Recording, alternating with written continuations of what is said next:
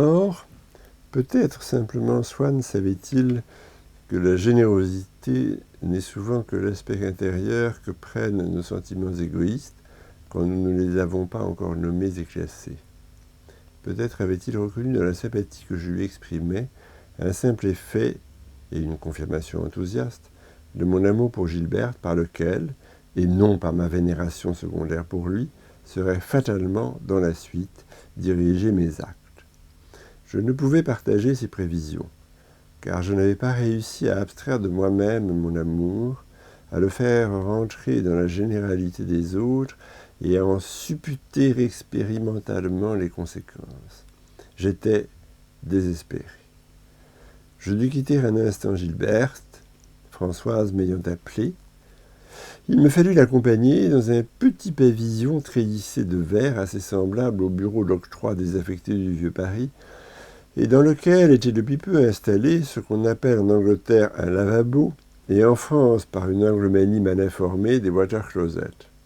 Les murs humides et anciens de l'entrée où je restais à attendre Françoise dégageaient une fraîche odeur de renfermé qui, m'allégeant aussitôt des soucis que venaient de faire naître en moi les paroles de Swann rapportées par Gilbert, me pénétra d'un plaisir non pas de la même espèce que les autres, lesquels nous laissent plus instables, incapables de les retenir, de les posséder, mais au contraire, d'un plaisir consistant, auquel je pouvais m'étayer, délicieux, paisible, riche d'une vérité durable, inexpliquée et certaine.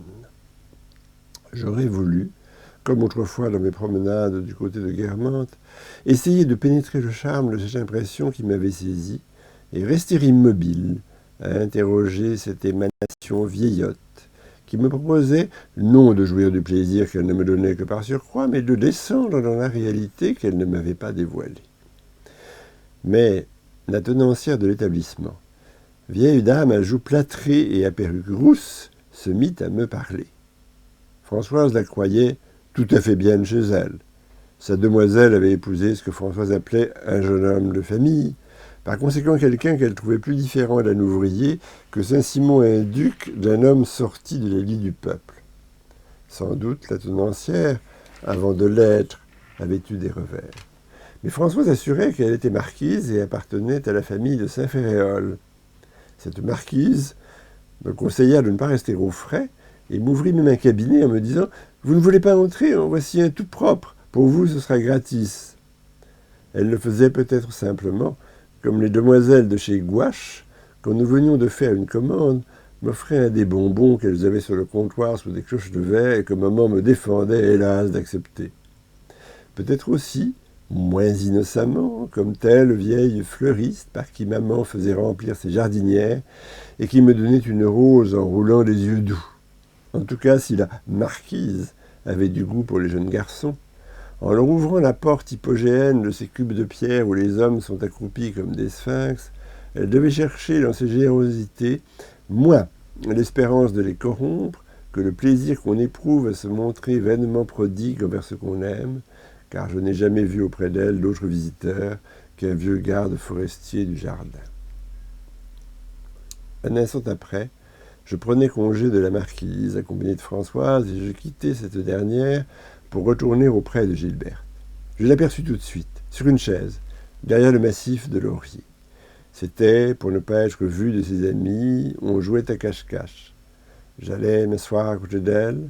Elle avait une toque plate qui descendait assez bas sur ses yeux, leur donnant ce même regard en dessous, rêveur et fourbe, que je lui avais vu la première fois à Combray. Je lui demandai s'il n'y avait pas moyen que j'eusse une explication verbale avec son père. Gilberte me dit qu'elle la lui avait proposée, mais qu'il la jugeait inutile. « Tenez, ajouta-t-elle, ne me laissez pas votre lettre, il faut rejoindre les autres, puisqu'ils ne m'ont pas trouvé. » Si Swann était arrivé alors, avant même que je l'eusse reprise, cette lettre, de la sincérité de laquelle je trouvais qu'il avait été si insensé de ne pas s'être laissé persuader, peut-être aurait-il vu que c'était lui qui avait raison.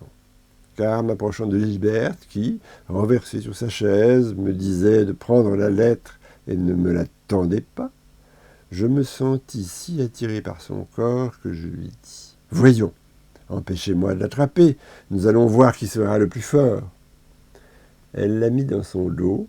Je passai mes mains derrière son cou, en soulevant les nattes de cheveux qu'elle portait sur les épaules, soit que ce fût encore de son âge, soit que sa mère voulut la faire paraître plus longtemps enfin, afin de se rajeunir elle-même. Nous luttions, arc-boutés. Je tâchais de la tirer, elle résistait. Ses pommettes enflammées par l'effort étaient rouges et rondes comme des cerises. Elle riait comme si je l'eusse chatouillée.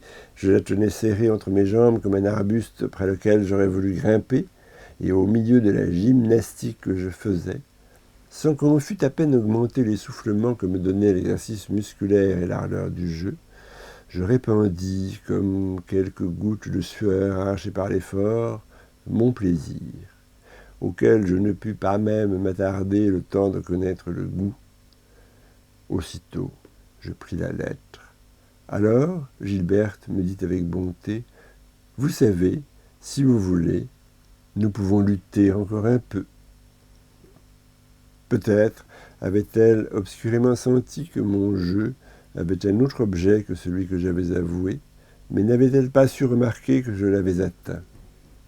Et moi, qui craignais qu'elle s'en fût aperçue, et un certain mouvement rétractile et contenu de pudeur offensée qu'elle eut un instant après me donna à penser que je n'avais pas eu tort de le craindre, j'acceptai de lutter encore, de peur qu'elle pût croire que je ne m'étais pas proposé d'autre but que celui après quoi je n'avais plus envie que de rester tranquille auprès d'elle.